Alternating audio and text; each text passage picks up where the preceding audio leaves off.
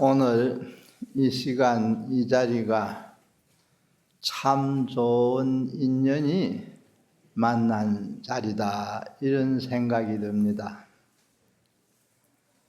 해마다 통도사에서는 하음 살림을 동짓달 한 달 동안 해왔습니다. 역사가 꽤 깊습니다. 90년 가까운 그런 역사를 가지고 있죠. 통도사가 서기로 말하면 646년에 창건이 되었는데 10년 전인 636년에 자장스님이 전국에 들어가셔가지고 오대산, 청량산이라고도 합니다. 그 산에서 문수보살을 칭견하고 부처님 진신사리와 가사를 전수받아 옵니다. 그 오대산이 하음성지예요. 문수보살도 보현보살과 더불어 하음 삼성 가운데 들어있습니다. 보통 우리가 자장율사를 율사로만 알고 있지만은 원호나 의상스님보다 먼저 하음경을 설했다. 자장스님이 태어난 해와 돌아간 해는 정확하게 밝혀져 있지 않습니다. 원호스님은 617년에 태어나가지고 686년에 열반에 드신 거로 되어 있습니다. 의상스님은 원호스님보다 8살 아래입니다. 그래서 이제 하음경, 하음법문 하면은 주로 원호 의상스님이 하음법문을 많이 설한 걸로 알려져는 있습니다마는 기실은 자장스님이 643년에 중국에서 신라로 돌아오면서 하음경을 가져와 가지고 처음으로 우리나라에 하음경을 설했습니다. 자기가 살던 집을 월령사라는 절로 만들어 가지고 거기서 하음경을 처음 설했는데 그때 신비한 이적이 나타나 가지고 52명의 여인이 호련히 나타났다 그래요. 삼국유사에 기록된 내용입니다. 그것을 기념하기 위해서 나무를 52그루를 심었다, 이렇게 이제 나와 있기도 합니다. 그래서 이제 통도사의 참 보궁 도량에서 해마다 하음살림을 거행했는데 올해도 이제 참 예년처럼 하음살림을 동짓달 한 달 동안 봉행을 합니다. 또 이 한 달 동안 우리 주지스님이 축원을 해드리는데 아까 내가 주지스님 축원하는 그 음성을 들으니 저절로 신심이 나는 것입니다. 그렇죠? 그래서 이 성대한 덕후에 참 청아한 음성으로 축원을 잘 부처님께 올리고 또 몇백 명 대중이 아닌 몇천 명의 대중이 이렇게 모여서 하음법문을 듣는 이 인연이 참 좋은 인연이다. 그래서 이 자리에 와 앉아 계시고 이 시간에 같이 청법하는 이 인연이 참으로 아름다운 인연이라 여겨진다. 이런 소회를 간략히 먼저 말씀을 드렸습니다. 하음경은 잘 아시다시피 많이 들어오셨기 때문에 부처님이 깨달은 내용을 불가사의하게 설해놓은 경전입니다. 실제 부처님이 직접 입을 열어서 말씀하신 경이 아니에요. 삼매 속에서 설한 경이에요. 해인삼매라는 삼매 이름이 있습니다. 마치 우리가 잠을 자다가 꿈을 꾸면은 꿈 속에서 내가 말을 하는 수 있고 누구의 말을 듣는 수 있습니다. 이건 꿈 속에서, 몽경 속에서 있는 일이지요. 실제로 말한 건 아니죠. 꿈에 말한 거니까. 실제로 깨어나서 들은 건 아니죠. 그래서 꿈 속에서 법을 설하고 법을 들을 수 있는 것처럼 해인산매라는 선정 속에서 부처님이 정각을 이루고 나니 그 산매 안에서 부처님 세계가 열려 드러난 거예요. 그걸 그대로 보여줬다 하는 경전이 하흥경입니다. 그래서 이제 이 경은 성도 직후에 부처님이 성도한 장소인 인도 보드가야의 보리수 아래에서 설했다. 이렇게 이제 알려져 있습니다. 그래서 이제 모든 경을 다 이 하흥경은 포함하고 있습니다. 그래서 하흥경을 비유해서 말할 때 불교는 수많은 경전이 있죠. 경전 종류가 매우 많습니다. 다른 경은 강물에 비유해가지고 육지, 땅 위에 흐르는 강물과 같다 이렇게 비유합니다.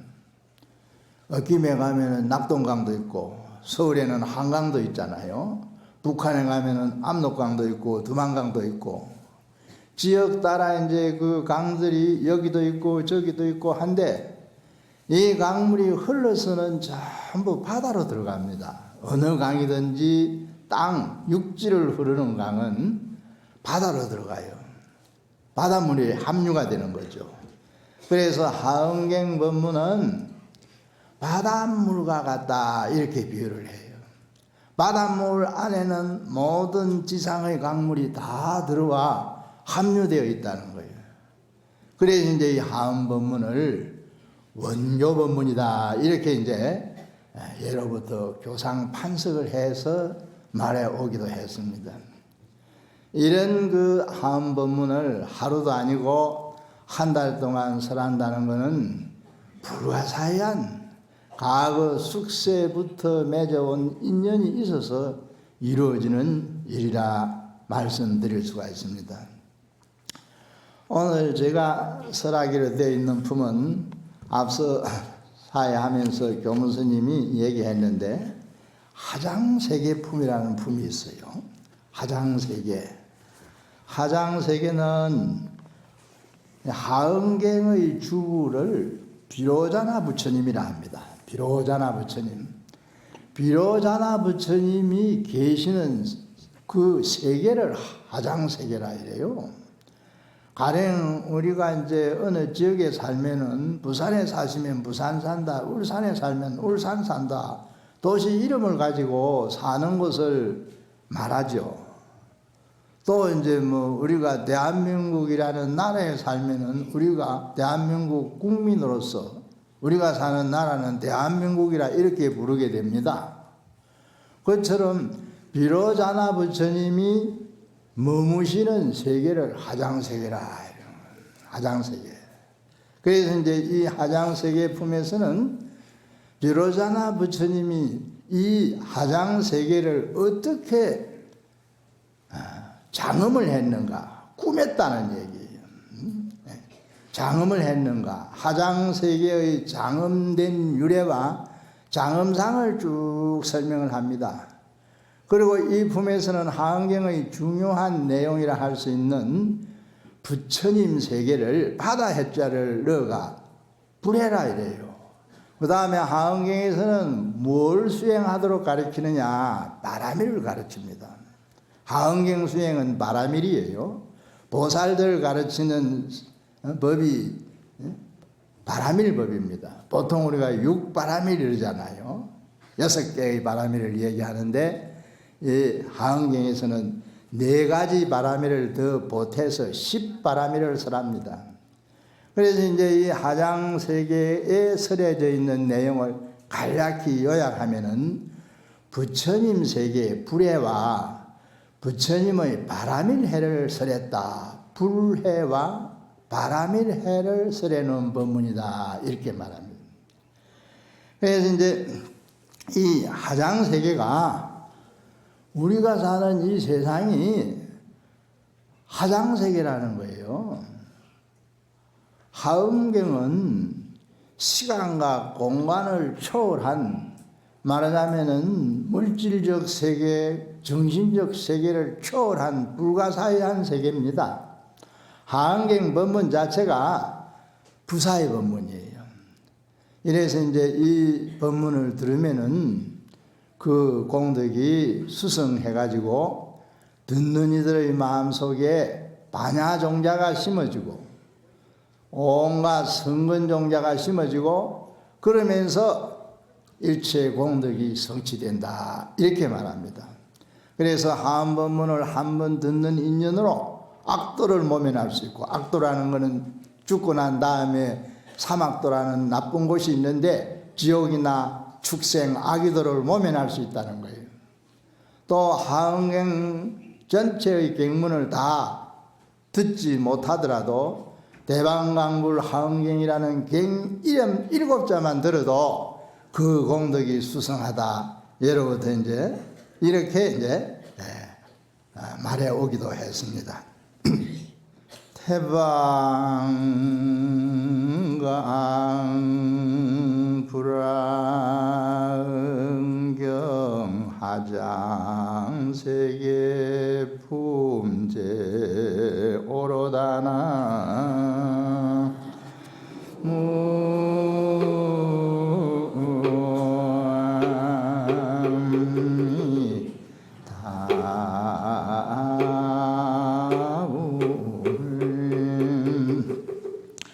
그때 보현보살이 다시 대중들에게 말하였다. 불자여, 이 하장세계에는 비로자나 열애가 지난 옛적 세계의 미진수급의 보살행을 닦을 때에 낱낱 급중에 세계의 미진수 부처님을 친근해서 낱낱 부처님 계신 곳에서 세계의 미진수의 대원을 닦아서 이루어 꾸민 바이니라. 모든 불자야, 이 하장장음 세계에 수미산 미진수 풍년이 받들고 있으니 그 맨 아래 풍년의 이름이 백등균이 능히 그 이에 일체 보염 지연장음을 가지탱하고 있으며 다이어 그 이에 풍륜이 있으니 이름이 종종보를 출생하는 장음이라.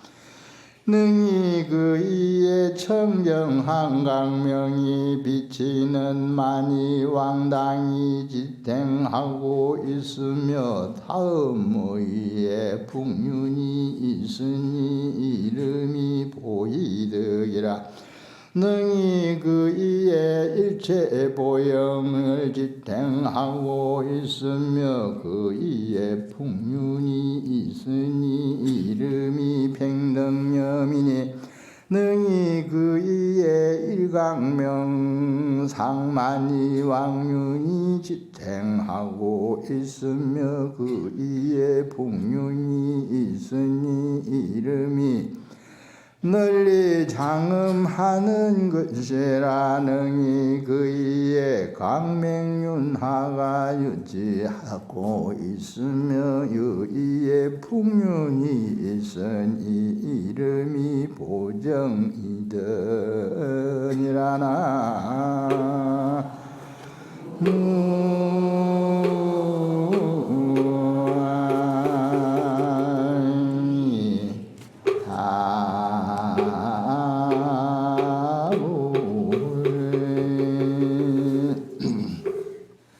풀자 여러분, 이 하장장음 세계에 수미산 미진수 풍년이 지탱하고 있습니다. 화장장음 세계해라는 세계가 있는데 바다 해자를 붙였지만은 비로자나불 세계란 말이에요. 비로자나불이 계시는 세계. 그 세계가 이제 있는데 수없는 수미산 미진수란 말은 수미산을 산을 전부 말하자면은 무너뜨려서 먼지를 만든다 이거죠.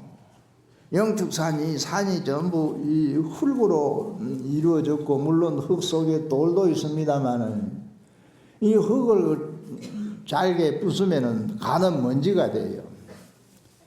그렇게 이제 많은 수를 나타내는 말이 이 수미산 미진수라. 이런 풍륜이란 말은 현대적으로 설명하면은 뭐 공기청이라 할까? 산소청이에요. 산소청에 의해서 공기청에 의해서 비로자나불의 세계가 있다. 참 미묘한 말이에요. 사람 몸도요.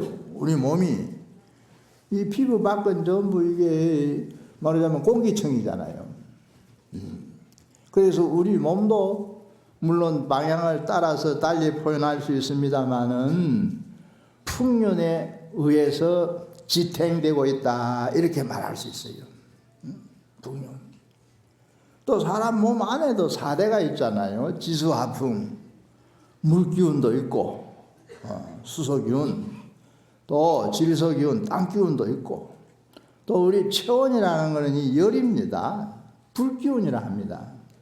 그래서 이제 이 세계는 여러 가지 그 층으로 이루어져 있다. 한경에서는 그렇게 설명해요. 그러면서 하장세계해를 설명하면서 하장세계해는 무수한 풍륜에 의해서 지탱이 되어 있다. 유지가 되고 있다. 이럽니다.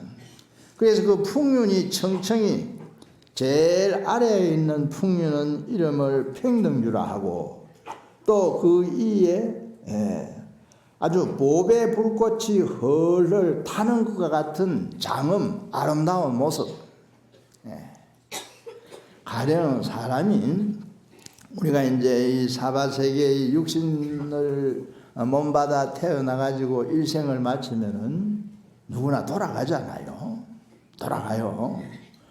그러면은 죽은 다음에는 뭐 서양 사람들이 하는 말로 하면은 어떤 영혼의 세계다 이렇게 설명할 수도 있습니다만은 몸은 없어지잖아요. 그 영혼의 세계가 있다면 영혼의 세계가 어떤 것인가? 이건 우리가 이제 이 육신을 가지고 살아있는 상태에서 경험할 수는 없어요. 그러나 뭔가 있어요. 영가 이거는 존칭으로 부르는 말입니다. 이거는 영혼이라는 얘기예요. 가는 높임말로 쓰는 말이에요. 그럼 영가의 세계가 있어. 영가의 세계. 영가의 세계를 우리가 알지는 못하지만은 세계가 있다 이거예요. 이 세계라는 거는요, 여러 가지 이 세상에 있는 모든 하나하나 삼라만상 두두물물 가운데의 사물들이 세계예요. 또 한 가지 또 참고로 말씀드리면은 하음 법문은 지금은 비로자나 부처님이 계신 하장 차례에 대해서 보현보살이 설명하고 있습니다만은 이 하장 차례가 우리가 사는 이 세상이에요. 우리가 사는 이 세상이 하장 차례고 또 달리 말하면 우리의 마음이 하장 차례입니다. 불교는 모든 것을 마음을 근본으로 해서 설합니다. 마음을 바탕으로 해서 설하는 것이 불교 법문이에요. 경전도 그렇고 선법문도 그렇고. 그러면 이 비로자나불의 하장 사례가 곧 내 마음 세계다, 내 마음이다, 이렇게 말할 수 있어요. 그래서 이 내 마음이 본래는 하장이란 말은 하는 이게 꽃이란 말인데 연꽃을 뜻하는 말입니다. 연꽃. 연꽃이 여기도 펴있고 저기도 펴있고 피어있지 않은 곳이 없어요. 그래서 그 세계는 전부 장은 감춰졌다. 보이는 것이, 눈에 보이는 것이 드러난 것은 그건 감춰졌다는 것이 아니죠. 눈에 보이지 않지만은 수없는 연꽃이 안 보이는 상태에서도 있고 보이는 상태에서도 있다, 이런 뜻이에요. 하장이란 말이 차른 국토를 뜻하는 말입니다. 해는 그 세계가 많다, 넓다는 뜻에서 붙여놓은 글자예요. 그래서 이 하장 차례가 바로 우리 마음의 세계다. 또는 우리가 사는 이 세계가 하장세계라는 거예요. 하장 장음 세계, 장음이란 말을 말하기도 하고, 줄여서 장자를 생략하고 그냥 하장 차례 이렇게도 말합니다. 그래서 이 하장 차례가 풍륜에 의해서 층층이 지탱이 되고 있는데, 이에는 뭐가 있고 이에는 뭐가 있고 이에는 뭐가 있다. 그래서 이제 이렇게 쭉 설명하는데, 다음에 이 하장 차례에 향수해가 있다는 거예요. 향수, 향기가 나는 물이라는 뜻이죠. 불교 경전에는 이 우주 구조를 설명할 때 여러 가지 향수해 얘기가 나옵니다. 향수해. 이게 묘한 상징성이 있어요. 물이 물론 물뿐만 아니지만 생명의 근원이에요.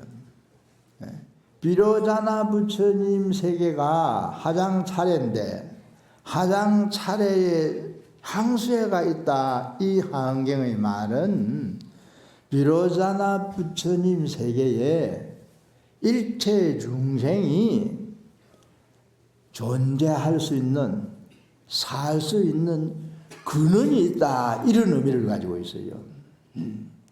한경은 매우 심오하게 설하는 법문입니다.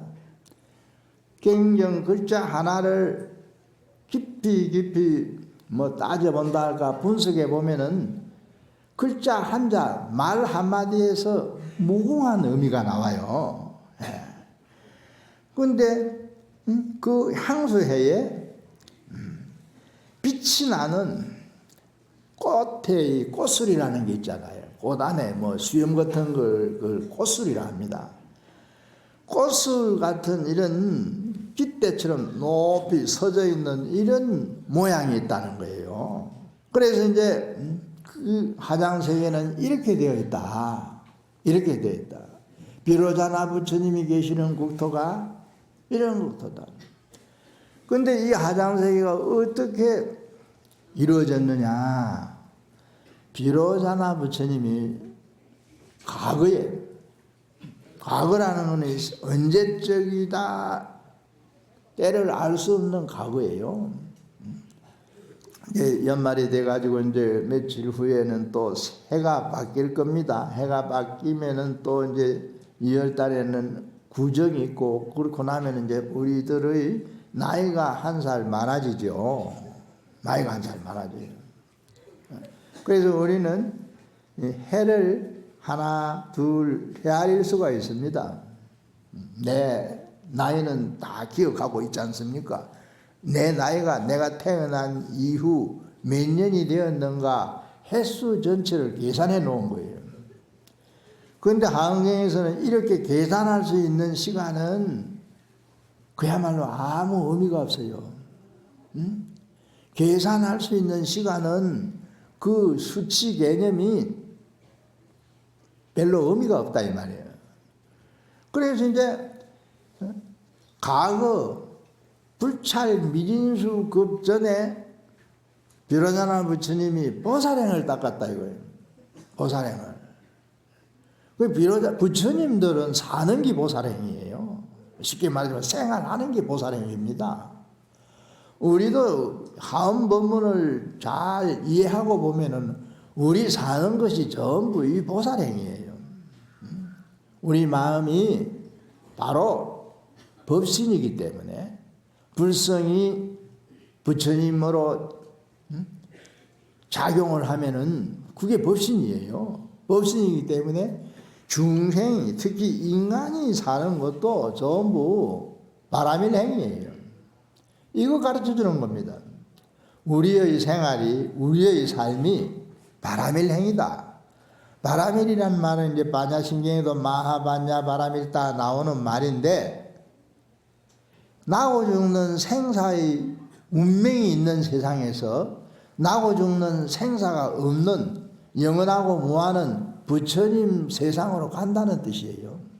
흔히 이제 차 안에서 피 안으로 간다 이렇게 말합니다만은, 이 언덕에서 저 언덕, 강을 건너서 강 건너 언덕으로 간다는 뜻으로 바람일다, 달을 생략해가지고 바람일 이렇게 말하기도 합니다. 그래서 이제 하응행은 바람일 생활을 하라 이 말입니다. 바람일 생활. 모든 사람이 누구나 사는 그 생활, 삶 자체가 바람일이다. 왜냐하면 우리 나고 죽는 생사의 경계를 갖고 사는 거잖아요. 그러면 이게 이 생사라는 건 태어나고 죽는 시간적으로 한정된 거예요. 죽고 나면 이 세상은 뭐 무상한 거잖아요. 그럴 때 영원한 부처님의 세계를 찾아가라 이거예요. 저쪽 언덕으로 가자 이거예요. 이런 뜻을 이제 가지고 있습니다. 그래서 비로자나 부처님이 바람일행을 닦아가지고 하장세계를 쉽게 말해서 만들었다는 거예요. 장엄했다 이 말이에요. 장엄했단 말은 꿈했다는 얘기입니다. 우리가 뭐 전부 집도 지을 때 설계를 해가 꿈해가지고 짓는 거잖아요. 심지어 뭐 아침에 일어나면은 거울 앞에 가서 뭐 화장을 하는 것도 얼굴 꾸미는 거예요. 옷을 잠드는 것도 꾸미는 거예요. 그래서 우리의 생활 경계에서 남에게 보여주고 또 내가 내 뭐 몸의 맵시랄까만 이런 어떤 그 모양을 이렇게 갖추는 것이 전부 장엄하는 것이다. 장엄하는 거예요. 이 세상이 비로자나 부처님의 바람일을 닦을 때의 원력으로 이루어진 하장세계다. 이 품의 내용은 한마디로 요약하면 그것입니다. 그것이. 그래서 이 비로자나 부처님의 인행이라는 것은 부처가 되기 전에 수행하던 전체를 인행이라 합니다. 원인 인자, 행할 행자, 바람일 행을 행하는 것이 인행이에요. 그래서 그 인행에 의해서 하장세계가 장엄되었는데 이 품 다음에 이제 비로자나 품이 이어져 나와요. 내일 이제 각성 스님 오셔서 설해 드리겠습니다만 그 비로자나 품은 비로자나 불 가위에 대해서 설명해라는 품이에요. 그래서 경전을 이렇게 이제 품마다 그 의미를 요약해서 말할 때는 이렇게 설명을 합니다. 사람은 누구나 바람일행으로 사는 겁니다.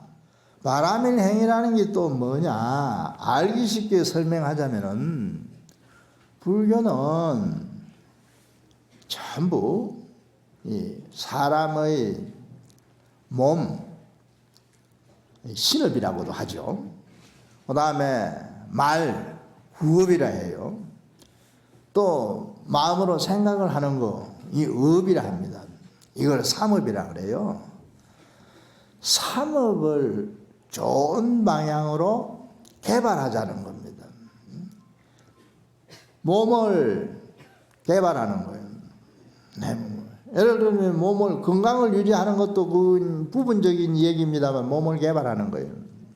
내 몸 신업을 좋도록 자꾸 이렇게 다듬어 가는 거예요.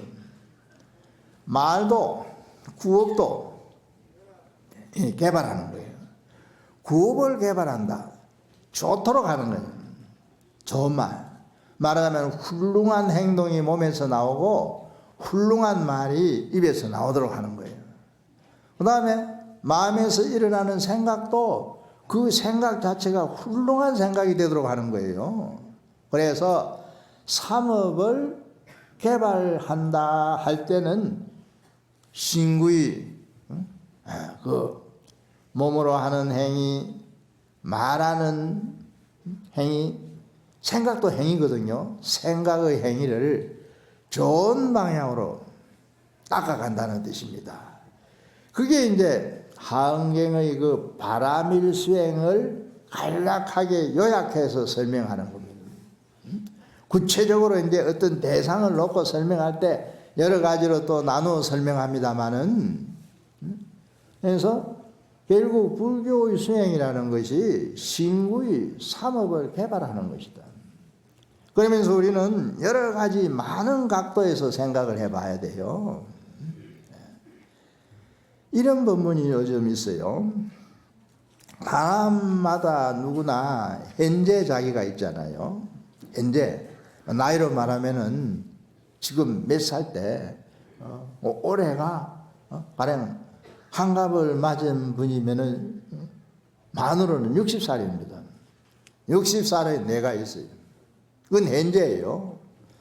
그런데 가령 30년 전으로 이제 소급해 거슬러 가면은 그때는 내가 30살이 되지 않습니까? 그러면은 60살 먹은 내가 30살 때의 자기를 불러내라 이 말이요. 30살 때의 시절이 있었잖아요. 그럼 내 30살 때 60살 먹은 내가 30살 때의 나에게 말을 해보라 이거예요.